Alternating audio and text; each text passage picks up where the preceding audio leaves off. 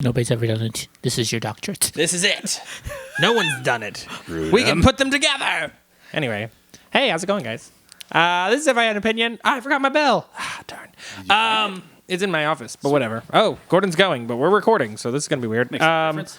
And he's going up there. Anyway, this is If I Had an Opinion. I'm your host, Jeremiah Shawver. That was Gordon. This is Nigel. Today we're talking about the Millennium. It's going to be a shorter podcast because this is the one position our denomination takes a stance on.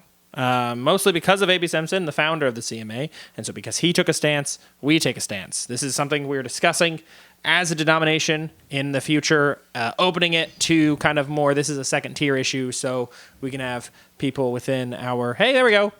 Ow! We're back in action. We can have people on all these different sides and still be C&MA people, is the idea that we are discussing at council, I think.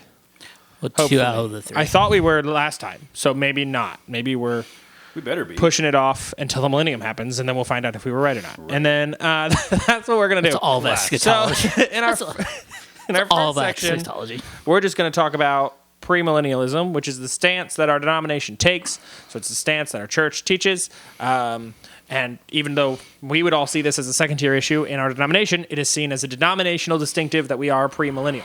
So that's what makes it second tier, is there are denominations that are not. I don't know of the post-millennial people. Presbyterians? Lutherans. Presbyterians. Catholics. Lutherans. Catholics. High church people out here being high church. The Bethel people, they're post-millennial, right? Probably. Probably. They I come don't know from what they're Assemblies of considered. God, so. But the Assemblies of God people are premillennial. No, there's Bethel folks would be strongly post. Pre, because 7 mountains. Anyone who talks about mountain mandates, post-millennial. Anyway, so we're premillennial. So what does that mean? Very simply, we're just going to take like a minute to just explain it, because I think it's pretty simple. There's a lot of charts to explain it, but I don't think there need to be The that many millennial charts. part isn't that. So, yeah, Revelation 21, basically Jesus comes back at the end of Revelation 20. In Revelation 21, there is a 1,000-year reign of Christ, and so the premillennial view is that is a literal 1,000-year reign of Jesus on this earth before new creation happens. Right. So the rapture, where we went last week, rapture is, in a premillennial, pre-tribulational view, is where the church departs, and then when the end of the 7 years and tribulation comes, the Christ returns with his church, meets those that are been converted during the tribulation time, and a 1,000-year reign of Christ begins with the apostles ruling with him, I guess is how you would describe it. Right. So, does that cover it? Sure. All right, when we come back, we're going to discuss the other two. We're back. After those messages. After those messages, we don't have, oh my goodness, we don't have any messages. We didn't have We should get messages? Okay. sponsors. If we had a sponsor, who would it be? If I could pick a sponsor, Be a shoe company, would it? I was going to say shoe companies. that'd be coming cool. from Like loafers. Ooh, those guys. Oh, what are those guys called? Oh man, there's podcasts that I listen to, and they're always talking about these shoes. They don't sound cool at all. No. The problem is pastors, I don't think, could be sponsored by cool shoes. Not Loafers. Loafers aren't. They're a coaching shoe. Just a category of shoes. Loafers. Brought to you by Loafers. Not a brand, just a category. It's Loafers. The people behind Loafers bring you the super pack of Loafers. Anyway, we're going to talk about the other parts of the Millennium. Why is this happening to me? This is like, whoa. It's very shaky, kind of like these other views. You know what I mean? Anyway, we're going to talk about the other two views. All of the ones not mine.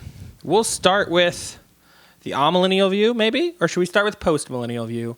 I haven't thought through this part. Which part we were going to start with? We'll start with amillennial. What's the main distinction between the literal view and whatever the other views are?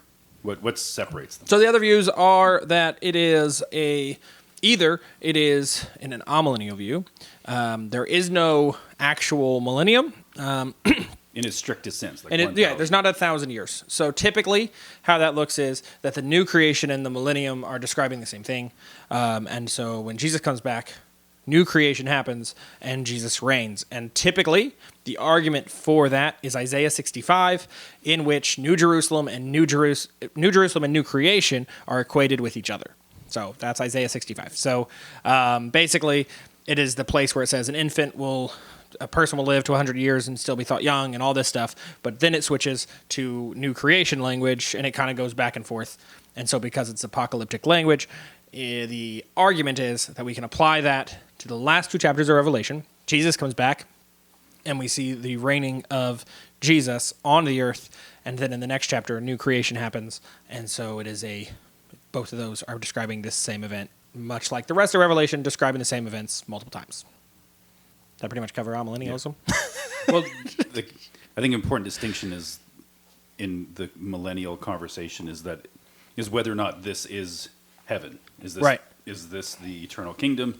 Is this like a way station between the two? Yep. And of course, then you get into philosophical questions as to why such a thing would be necessary, and that's how the literal view of the millennium is usually dispensed of. Is that what's the point? Like, right? You just cheer for 1,000 years. Yeah, hanging like, out. And if it isn't the eternal kingdom, then are people dying during that time period? And that just it's not necessarily confusing. It just means that you have to ask and get different answers to your questions. Right. So the amillennial basically is kind of just saying that we're not trying to find this middle ground between heaven, when we're in heaven, when we're in new creation. Typically, amillennial people are also post-tribulational people. I don't think there's pre-tribulational amillennial people. That'd be fun. So typically, the views go with certain views. It's like a matching game. And typically, if you hold certain ones, you also hold other ones. Kind of how it works. Gordon's saying no. No, how is it not? Gordon's just doing the Grudem thing, where he's just putting random things together. He's a pre-post-tribulationist and also a pre-post-millennialist. Right, because it's like in any conversation, if you see someone shying away from the literal view, it's like, I'm sniffing out an amillennialist or a post-millennialist. And then the question is, which of the two are you? And then, very few. I mean, post-millennialism, I think, is the least held view of eschatology. Probably, because preterism is typically the least held view. So at the beginning, we talked about one of the ways you can see Revelation. In our first podcast on this, we talked about how you can view Revelation as most of these events have already happened. And so that is typically not, at least now, there was a time in church history where that was the most held view. But now that's probably the least held view of Revelation as a whole. And therefore, typically, people with that view are also the post-millennial people. Sometimes not. I don't know how Bethel works this out. So they would probably be the exception to most of this. Well, the progress or the idea of what's taking place within these different eras, whether it's a tribulation or the millennium, or what the purpose of that time frame is, that's where the distinctives start to come.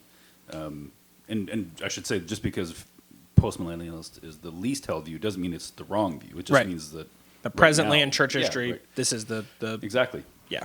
Thank you, Darby. Yeah. Right. I mean, a lot of our eschatology comes from 20th century theology, when dispensationalism kind of took over. We're going to talk about Israel next week, so don't worry. And kind of also moved toward a pre-tribulational, pre-millennial view of the end times, because before the 20th century, that was the least held view for the previous about 1,800 years. Yeah. So like now it is probably most Christians in America, at least, or in the West, kind of default to that view, because that's kind of the pop Christianity view, is pre-tribulational, pre-millennial. None of this bad stuff's going to happen to you, but you'll come back for all the good stuff, and it'll be 1,000 years, and then after that, then we'll go somewhere else. So that's kind of... There's some really clean lines there that are very appealing. Right. So amillennialism, I think, is... I mean, the issue is, why aren't you with amillennialism, typically is, why aren't you taking this chapter seriously? I think that would be the argument against it, is that you are allegorizing this entire chapter of the Bible, and so why don't you just read it for what it says, and then apply it that way? That would be the... Yeah. Okay. So post-millennialism, I think it takes a little bit longer to describe, because it's a little stranger, and I found so many different charts of it. So one chart I found said that Satan was bound at the ascension, or around the end of the church age, which they were putting at the end of the apostles. And I don't know, dude. This is a chart I found, and I thought it was crazy. And then Satan will be released at the end of the millennium, which is the end of our present situation we're in Church now. age? I don't know what they would call this. It was a weird chart. Okay, I didn't make the chart. Really dispensational? Possibly. They might have been in like a weird dispensations thing. So once the world has been evangelized and keeps getting better and better, it gets to a certain point, then Satan is re-released into the world, and there's like a falling away, and then Jesus comes back. That's kind of one view. That's not the typical post. No, but it was a millennial fun view. one. I thought that was interesting. So the main view is really that we are presently in the church age, but also in the millennium, right?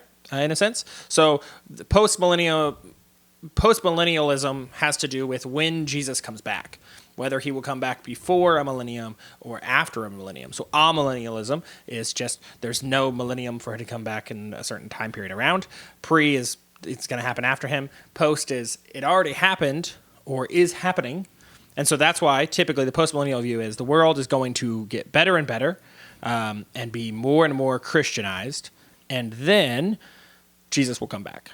So once we've completed his mission, kind of the one of the arguments I heard was we're supposed to pray for in the Lord's Prayer, let your will be done, let your kingdom come, right? So since we're supposed to pray for the kingdom to come, once the kingdom has been spread by us to whatever degree it's supposed to be spread, which I think typically would be the entire world, then Jesus comes back, right? It's a typical post-millennial view, is that we are presently in the millennium.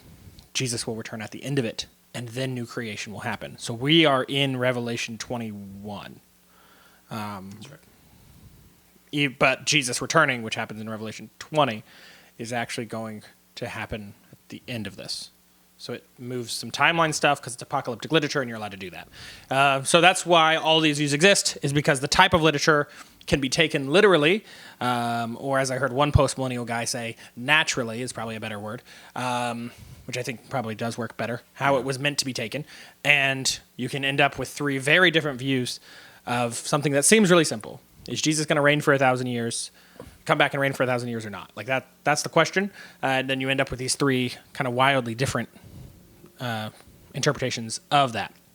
Typically, amillennialism, post-millennialism are reformed stances. So people who are in the camps of Martin Luther and John Calvin, these guys. Post-millennialism, that is so hard to say so many times. Too many of the L's. Is also the view of most Christians who have tried to build a utopia. So, just a fun fact. It's the utopian Christians. It really is. So, like, when people want to say, like, the Pilgrims came to America to form a Christian nation, that is true about certain people who came to America. That is not true about all of the founding fathers. And to say it is anachronistic. And but that's fine. That's a different podcast for another time. That's an American history podcast. But some of the people did flee persecution in order to form a community that was Christian. Like, that was the goal. The whole idea of manifest destiny was like, we are taking the promised land and we're going to take this place and we're going to make the kingdom of God here.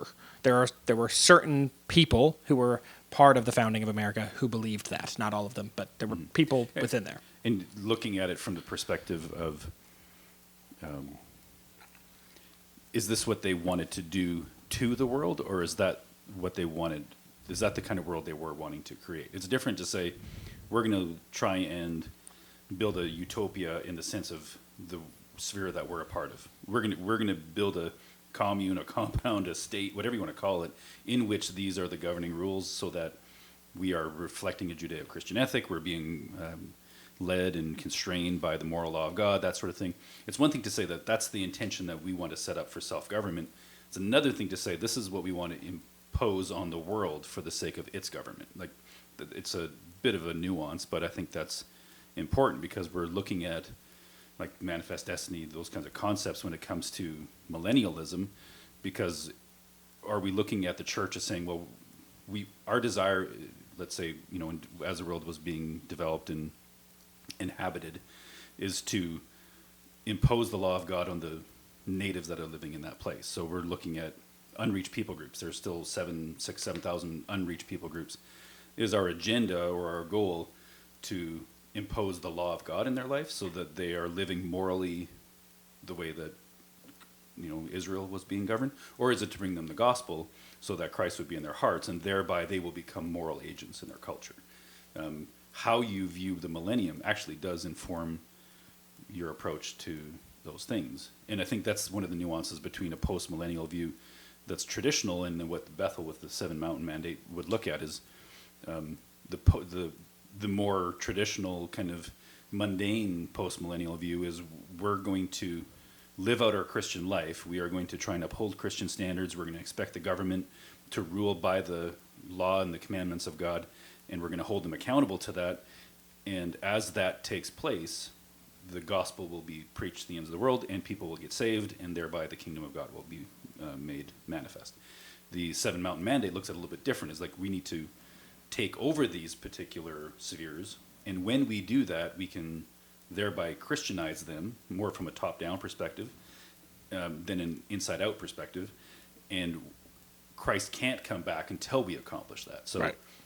It's kind of the view early 2000s Christian metal took, right? Like with a we're gonna that's make exactly what I was thinking. It makes sense. We're gonna make the best metal music we can make, so that we get invited to the best metal shows, and then the people will find out we're Christians. Yes. It's that Surprise. as opposed to DC Talk, maybe?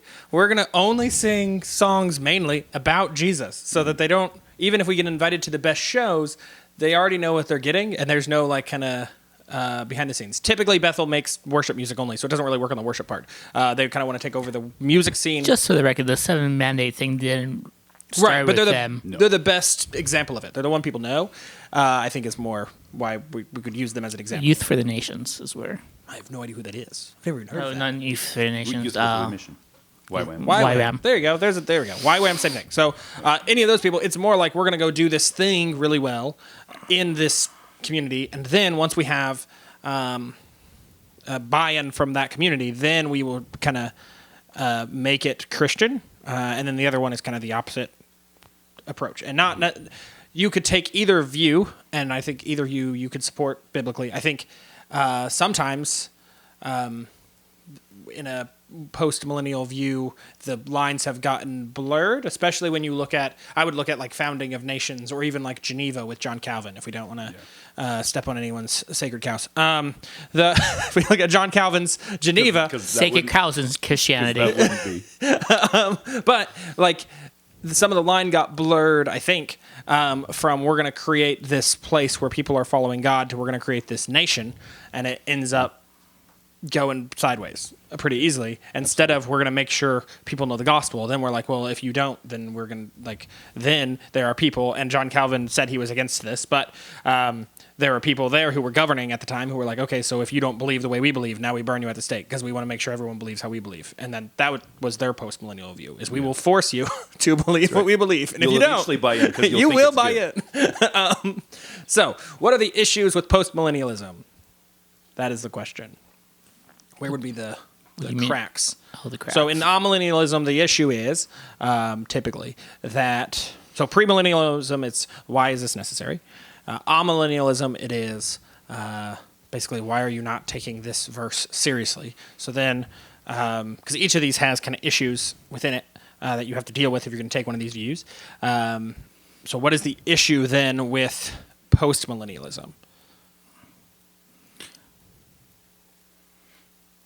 It's very difficult to. Post-millennialism comes from a lot of inferences that come as opposed to the didactics that come out of God's word. So it's almost a response to the amillennial perspective, because I think the hinge that the two swing on is the post-millennialist says that the world's going to get better in the sense of the moral character of mankind. Not because evil is going to be less evil, but there are going to be less and less people committed to evil as the gospel is spread. So postmillennialism believes that there will be more and more Christians as time passes, which will then provide the ground for the kingdom of God. And I struggle in that concept to figure out when the glorification parts come. Like, if we've already Christianized the world, and everybody that's going to be a Christian has become one and they're all born again, the question that I'm not sure how it is that then translates into the glorification of our bodies, a new heaven, a new earth, restored. Because they would say that Christ would come as a judge, and then he would make the judgment seat, and then that would be after that would be the glorification. But where does the new creation come in? I don't know. That's I'm just giving you their answer to that. but I think that's where like some of those things where we see like there's going to be a new heaven and a new earth, and the old has passed away, the new has come. Like those kinds of dynamics seem a little bit more like metamorphosis in post-millennialism, as opposed to one is being burned up with fire and something is being like the New Jerusalem is descending out of the heavens. Like there seems to be in from what I read anyway, a clearer line between the fallen creation and the new creation. So I think Amillennialism deals with this a little bit better because there's not the expectation that there is a Christianization taking place, and it's just simply saying, well, rather than adhering to a period of time that's more wooden, all of the stuff that happened after Jesus and until Jesus comes back is all just kind of mashed together. It's just, taking place simultaneously. So that's where I struggle with the post-millennial view is where does that line of demarcation come? And I agree, Gordon, it's like, okay, there's the judgment, there's glorification, but where does all of creation get renewed in that time? Because if we've all been given glorified bodies, but the present earth is still in its place, then what then becomes the purifying agent for creation? And because that's not the only, like all creation cries out for the coming of the Lord. So that's I guess to me that's where post-millennialism gets hung up. There you go. So the one I always heard was basically like the world's not getting better. It's kind of a hard argument to make. You could argue that either way. Right, you could argue either way. So then that ends up... Well, it's the argument of, well, is it better than when I was a kid? Right. Well, 40 years isn't a good snapshot. And when you were a kid, you didn't know the bad things that were happening. I didn't even know that. The article I read the other day was about how the glory days of America are behind us. And like, well, we just didn't know about all the... Yeah, we didn't know about all the bad stuff they were doing. Yeah. And they were in D.C. when you were 5. Anesthesia. That's why it's better now. Exactly. There's anesthesia for my dental research. That's right. So, and I think that's one of the things that's like, okay, on a macro level, is the world more civilized today than it was when Christ came? Does the world recognize injustice more easily? Is there a decrease in poverty? Or right? And do those things, can they be addressed on a more global scale? So the post-millennial will say, yeah, if you're trying to look at the integer of your life, well, maybe not. Maybe you wouldn't. In America, maybe you wouldn't, but I'm not hiding on my desk for nuclear weapons. Yeah, that's true. I learned. Yeah, you no longer have to stand in doorways. But from the Dark Ages, where like hundreds of millions of people died because of rats, the bubonic plague, we're better. We've had a plague, sweep across the world. We handled it better. So. If the macro argument for post-millennialism is that, yeah, you might not see it in smaller increments, but yeah, the world is getting better over and the gospel is expanding. There are more Christians. Yeah. Right.